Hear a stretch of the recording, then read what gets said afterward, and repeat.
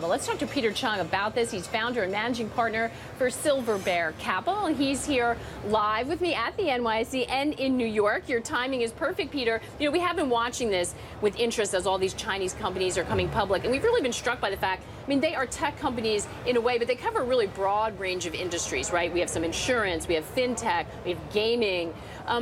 What's your feeling about this? What is this saying about the market right now, and are you bullish on this? Well, I wouldn't say that we're bullish on it, but I think definitely the market is still very much conservative about these IPOs coming from China.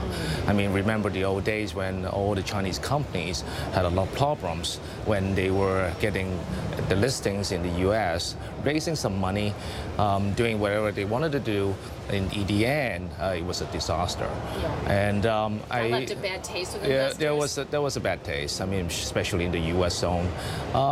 And I think, to be honest, when all these companies are coming to China to do businesses, and when they come into the U.S. to do businesses, I think a lot of them have learned their lessons about getting their corporate governance clear up, getting a good auditor, make sure that they don't have any misunderstanding about the way they should be doing business in the U.S. They should become a little bit more international. So I think this is actually good. But overall, I would probably be asking a lot of people just to watch it for a while and to see how it goes. Because there's often this enthusiasm associated with maybe this is my way to sort of tap into the China story, but it doesn't always work like that in practice. And we've also seen, by the way, some very big IPOs not perform that well this year. We're not just talking about Chinese ones. I mean, we had Snap. We have had some disappointment after the initial enthusiasm, even though we have a market that's been going gangbusters. So the IPO, you know, not necessarily connected, the success of the IPO is not connected maybe to the broader success of the markets.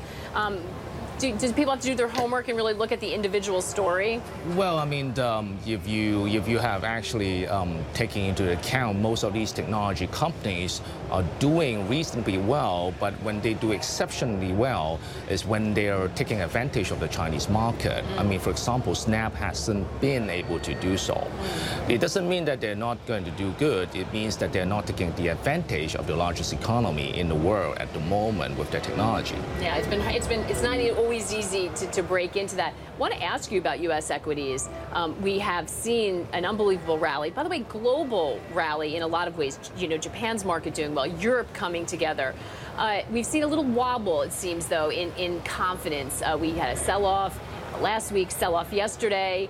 Are you getting nervous that maybe the best gains are behind us for U.S. equities? Well, I think U.S. equities is going to be okay in the long run. However, I mean, this is the end of the year season, so everybody is probably retiring with the books. So yeah. I think it's going to go slow a little bit. Yeah, settle down a bit. And when you look at this sort of global growth story, where do you see opportunity? What are you watching with interest? Well, I think we should all take a look at the emerging market. I mean, they have been doing exceptionally well with the help of, well, I would probably say assistance from the superpower countries, from U.S. and China. So I think we should watch out for all the emerging markets countries, time zones.